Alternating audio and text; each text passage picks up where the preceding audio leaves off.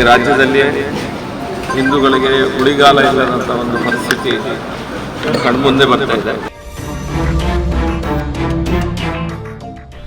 ಹಿಂದೂಗಳ ಹತ್ಯೆ ಮಾಡತಕ್ಕಂಥ ಹಿಂದೂ ಕಾರ್ಯಕರ್ತರನ್ನ ಬೆಂತಕ್ಕಂಥ ಕೆಲಸ ಕಾರ್ಯಗಳಾಗ್ತಾ ಇದ್ದಾರೆ. ಸುಭಾಷ್ ಶೆಟ್ಟಿ ಅವರ ಕೇಸನ್ನ ಎನ್ಐಎಗೆ ಕೊಡಬೇಕು ಅನ್ನುವಂತ ಆಗ್ರಹವನ್ನು ಮಾಡಿದ್ದೀನಿ. ಆಗ್ರಹ ಮಾಡಿ ಪತ್ರನೂ ಬರೆದಿದ್ದೀನಿ.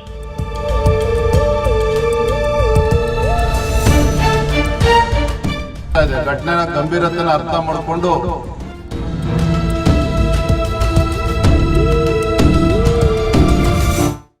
ಇತ್ತೀಚಿನ ವರ್ಷಗಳಲ್ಲಿ ಸ್ವಲ್ಪ ಶಾಂತಿಯಿಂದಿದ್ದ ಮಂಗಳೂರು ಇದೀಗ ಮತ್ತೆ ಪ್ರಕ್ಷುಬ್ಧವಾಗಿದೆ. ಒಂದೆಡೆ ಭಾರತ ಮತ್ತು ಪಾಕಿಸ್ತಾನ ಯುದ್ಧ ಭೀತಿಯು ಆವರಿಸಿದ್ದರೆ ಇತ್ತ ಕರಾವಳಿಯ ಬಜಪೆಯಲ್ಲಿ ನೆತ್ತರು ಹರಿದಿದೆ.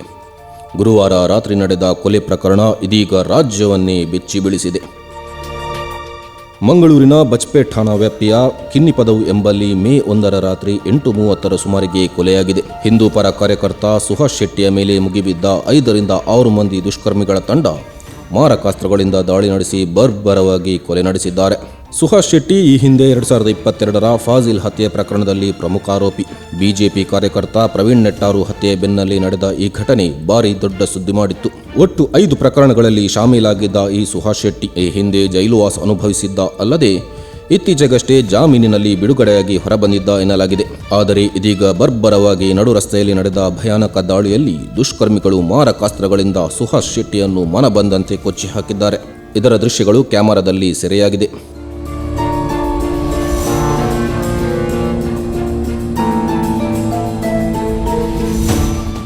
ಘಟನೆಗೆ ತೀವ್ರ ಪ್ರತಿಕ್ರಿಯೆ ವ್ಯಕ್ತವಾಗಿದ್ದು ವಿಶ್ವ ಹಿಂದೂ ಪರಿಷತ್ ಮಂಗಳೂರು ಬಂದ್ಗೆ ಕರೆ ನೀಡಿದೆ. ಜಿಲ್ಲಾದ್ಯಂತ ಬಸ್ ಸಂಚಾರ ಸ್ಥಗಿತಗೊಂಡಿದ್ದು ಅಂಗಡಿ ಮುಂಗಟ್ಟುಗಳನ್ನು ಮುಚ್ಚಲಾಗಿದೆ.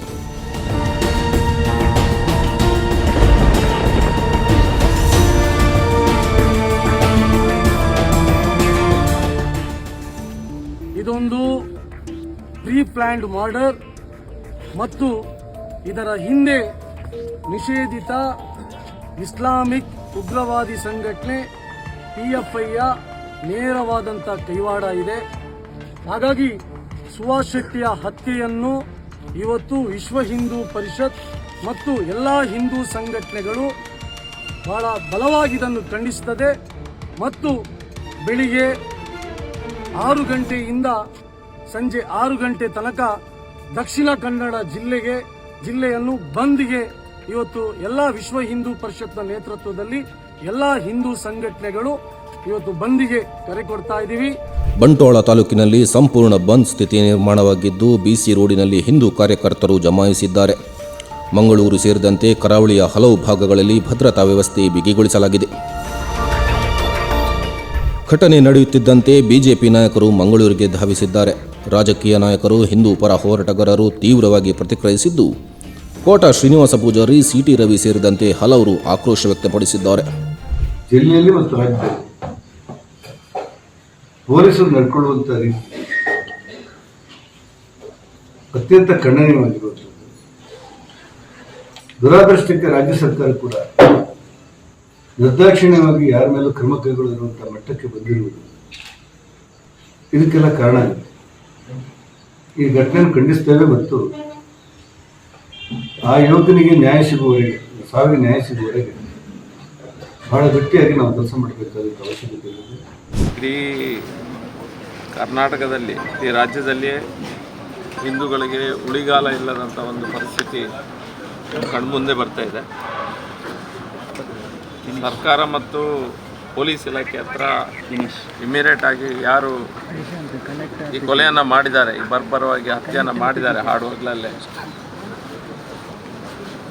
ಅವರನ್ನು ಇಮಿಡಿಯೇಟ್ ಆಗಿ ಬಂಧಿಸಬೇಕು, ಕಾನೂನು ಕ್ರಮ ಜರುಗಿಸಬೇಕು ಅನ್ನುವಂಥ ಮಾತನ್ನು ಸಹ ಹೇಳಲಿಕ್ಕೆ ಇಚ್ಛಿಸ್ತಿದ್ದೇವೆ.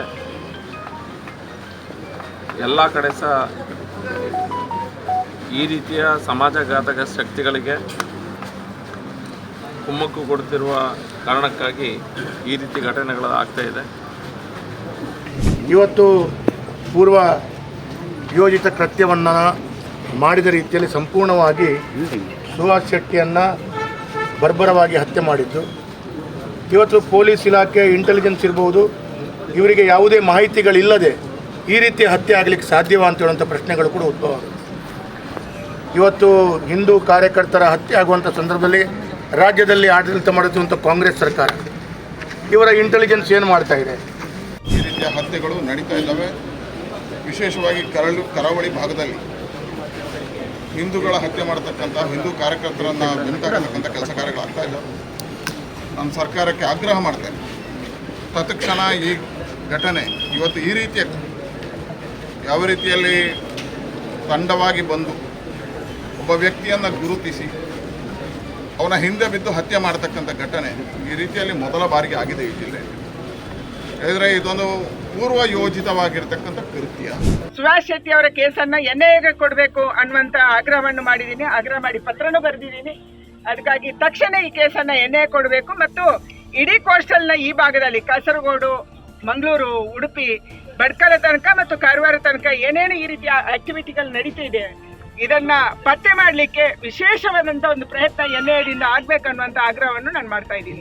ನಿರಂತರವಾಗಿ ಈ ಥರ ಭಯೋತ್ಪಾದನಾ ಚಟುವಟಿಕೆ, ಪಾಕಿಸ್ತಾನ ಜಿಂದಾಬಾದ್, ಪಾಕಿಸ್ತಾನ ಫ್ಲಾಗ್ ಉಡಾಡೋದು ಈ ಭಾಗದಲ್ಲಿ ಜಾಸ್ತಿ ಆಗಿದೆ. ಘಟನೆಯ ಗಂಭೀರತೆನ ಅರ್ಥ ಮಾಡಿಕೊಂಡು ಈ ನಿಟ್ಟಿನಲ್ಲಿ ರಾಜ್ಯ ಸರ್ಕಾರ ಕೂಡ ಹೊಂದಿಸಬೇಕು ಅಂತೇಳಿ ನಾನು ಈ ಸಂದರ್ಭದಲ್ಲಿ ಆಗ್ರಹವನ್ನು ನಾನು ಮಾಡ್ತಾ ಇದ್ದೇನೆ. ಸಾವಿರಾರು ಜನ ಕಾರ್ಯಕರ್ತರು, ನಿನ್ನೆನೂ ಸಾವಿರಾರು ಜನ ಕಾರ್ಯಕರ್ತರು ಅವರ ಘಟನೆ ನಡೆದಂಥ ಸಂದರ್ಭದಲ್ಲಿ ಇಲ್ಲಿ ಆಸ್ಪತ್ರೆಯಲ್ಲಿ ಎಲ್ಲ ಸಾವಿರಾರು ಜನ ಕಾರ್ಯಕರ್ತರು ಸೇರಿದರು. PFIದಾಗಿರಲಿ ಅವು ಮತ್ತೊಂದು ಯಾವುದೇ ಸಂಘಟನೆ, ಆ ವ್ಯಕ್ತಿ ಅವನೇ ಇರ್ತಾನೆ. ಅವ್ರನ್ನ ಟಾರ್ಗೆಟ್ ಮಾಡಿದಾಗ ಮಾತ್ರ ಸಂಘಟನೆ ಬ್ಯಾನ್ ಮಾಡೋದ್ರಿಂದ ಏನೂ ಆಗೋದಿಲ್ಲ. ಭಾಳ ಆದರೆ ಅವರು ಲೆಟರ್ ಪ್ಯಾಡ್ ಅಟ್ಟೆ ಚೇಂಜ್ ಮಾಡ್ತಾರೆ ಮತ್ತು ತಮ್ಮ ಕೆಲಸ ತಮ್ಮ ಕಾಯಕ ತಾವು ಮಾಡ್ಕೊಂಡು ಹೋಗ್ತಾರೆ. ಅದಕ್ಕೆ ಅವ್ರನ್ನೇ ಟಾರ್ಗೆಟ್ ಮಾಡಬೇಕು. ಯಾರು ಅದ್ರ ಮುಖಂಡರು ಅದಾರ, ಅದ್ರ ಹಿಂದೆ ಬ್ಯಾಕ್ ಏನದ, ಎಲ್ಲಿದ್ದು ಹಣ ಬರ್ತದೆ, ಇದನ್ನು ಟಾರ್ಗೆಟ್ ಮಾಡಿ ಹೊಡೆದ್ರೆ ಇದು ಎಲ್ಲರೇ ಜೈಲಿಗೆ ಹಾಕಿದ್ರೆ ಅದು ಆಗೋದಿಲ್ಲ. ಸ್ಪಾಟ್ ಅವ್ರ ಮ್ಯಾಗ ಎನ್ಕೌಂಟರ್ ಆಗಬೇಕು. ಒಂದು ಪೂರ್ವಯೋಜಿತವಾಗಿರ್ತಕ್ಕಂಥ ಷಡ್ಯಂತ್ರದ ಒಂದು ಭಾಗ ಅಂಥೇಳಿ ಅನಿಸುತ್ತೆ. ಅವರು ಆರಿಸ್ಕೊಂಡಿರೋ ಸಮಯ ಮತ್ತು ಸ್ಥಳ ಅದರಲ್ಲಿ ಎರಡು ಕಾಣುತ್ತೆ. ಒಂದು ಹತ್ಯೆ ಮಾಡಬೇಕು ಅನ್ನೋದು, ಇನ್ನೊಂದು ಭಯ ನಿರ್ಮಾಣ ಮಾಡಬೇಕು ಅನ್ನೋದು. ಒಬ್ಬ ಒಳ್ಳೆಯ ಧೀಮಂತ, ಒಬ್ಬ ಪೌರುಷವಂತ, ಒಬ್ಬ ಹೋರಾಟಗಾರ, ಅವನು ಇದನ್ನೆಲ್ಲ ಎದುರಿಸಿದ್ದ. ಹಿಂದೂ ಸಮಾಜಕ್ಕೆ ಬರುವಂಥ ಎಲ್ಲ ಆಪತ್ತುಗಳ ಇದರಲ್ಲಿ ನೇತೃತ್ವವನ್ನು ವಹಿಸಿದ್ದವನು. ಅಂಥವನ ಬಲಿದಾನ ಆಗಿದೆ. ಈ ಮಧ್ಯೆ ಘಟನೆ ಬೆನ್ನಲ್ಲೇ ಮಂಗಳೂರು ಹೊರವಲಯದ ಕಣ್ಣೂರಿನಲ್ಲಿ ಯುವಕನಿಗೆ ಚಾಕು ಇರಿತ ಮತ್ತು ಉಡುಪಿಯ ಆತ್ರಾಡಿಯಲ್ಲಿ ಮತ್ತೊಂದು ಕೊಲೆ ಯತ್ನ ನಡೆದಿರುವ ಸುದ್ದಿ ಬಂದಿದೆ. ನಿನ್ನೆ ದಿವಸ ರಾತ್ರಿ ಹಿರಿಯಡ್ಕ ಪೊಲೀಸ್ ಸ್ಟೇಷನ್ ವ್ಯಾಪ್ತಿಯಲ್ಲಿ ಒಂದು ಕೊಲೆ ಯತ್ನ ಪ್ರಕರಣ ದಾಖಲಾಗಿದೆ.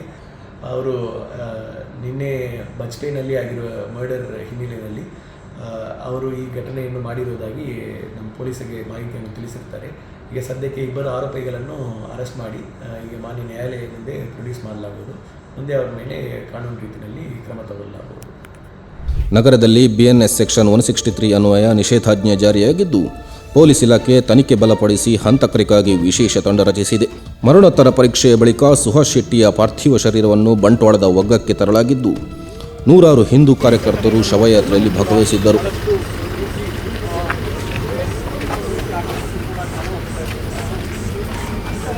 ರಾಜಕೀಯ ನಾಯಕರು, ಹಿಂದೂ ಮುಖಂಡರ ಸಮ್ಮುಖದಲ್ಲಿ ಸುಹಾಸ್ ಶೆಟ್ಟಿ ಮನೆಯಲ್ಲಿ ಅಂತ್ಯಕ್ರಿಯೆ ನಡೆಸಲಾಯಿತು.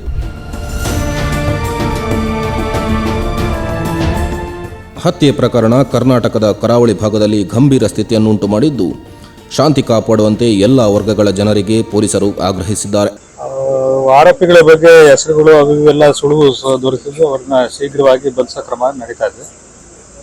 ಮತ್ತೆ ಸಾರ್ವಜನಿಕರಲ್ಲಿ ವಿನಂತಿ ಅಂತ ಹೇಳಿದ್ರೆ ಶಾಂತಿ ಸುವ್ಯವಸ್ಥೆ ಕಾಪಾಡಲಿಕ್ಕೆ ಎಲ್ಲರ ಸಹಕಾರ ಪೊಲೀಸ್ ಇಲಾಖೆ ಈ ಸಂದರ್ಭದಲ್ಲಿ ನಾವು ಕೊಡ್ತೇವೆ.